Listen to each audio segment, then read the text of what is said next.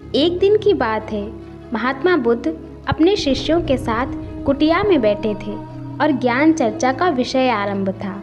शिष्यों के आग्रह पर उन्होंने एक कहानी आरंभ की। समीर नाम का एक जल्लाद मगध राजमहल के पीछे बने कस्बे में रहता था। वह मगध साम्राज्य का प्रमुख जल्लाद था। उसका सारा जीवन दोषियों को फांसी देने में बीत गया। वह अब लगभग 60 वर्ष की आयु का हो गया था। समीर अब राजकीय सेवा से मुक्त हो चुका था और अपना अंतिम जीवन वह अपने घर में व्यतीत करता था।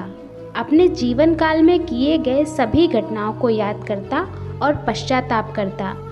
वह सोचता कि मेरे हाथों इतने जीवों की हत्या हुई। यही सोच विचार करते हुए वह नहा धोकर तैयार हुआ। जैसे ही वह खाना खाने के लिए बैठा, दरवाजे पर आवाज़ आई।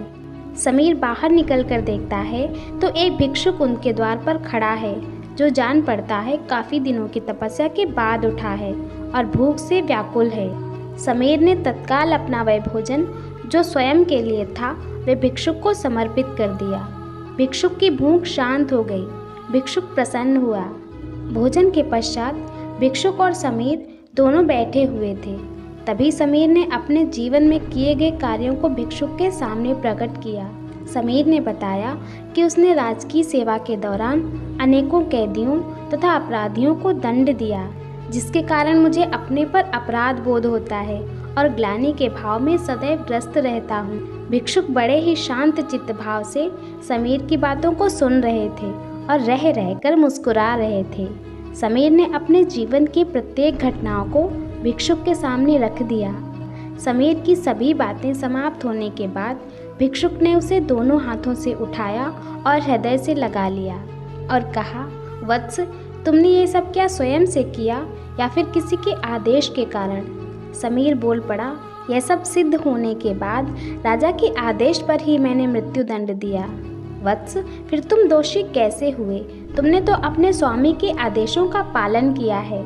ऐसा कहते हुए भिक्षुक ने समीर को धम्म के उपदेशों को सुनाया। उपदेश पूर्ण कर भिक्षुक वापस लौट गए। समीर जैसे ही भिक्षुक को विदा कर वापस आता है, उसकी मृत्यु हो जाती है, जिसके उपरांत उसे मोक्ष की प्राप्ति होती है। कहानी अंत कर महात्मा बुद्ध शांत हुए। महात्मा बुद्ध के शिष्य इस पूरी घटना को ध्यानपूर्वक सुन रहे थे। उन्होंने महात्मा बुद्ध से पूछा, जिसने जीवन भर अनेकों हत्या की थी, वह मोक्ष कैसे प्राप्त कर सकता है? बुद्ध मुस्कुराए और अपने शिष्यों को समझाया, जिसने जीवन में पहली बार ज्ञान की प्राप्ति की हो, अंत समय जिसका निकट हो और ज्ञान के शब्द उसके कानों में पड़े, तो वह मोक्ष की प्राप्ति कर लेता है। बुद्ध ने बताया, हजारों हजार शब्दों के उपदेश व्यर्थ हैं जब तक व्यक्ति का मन शांत ना हो।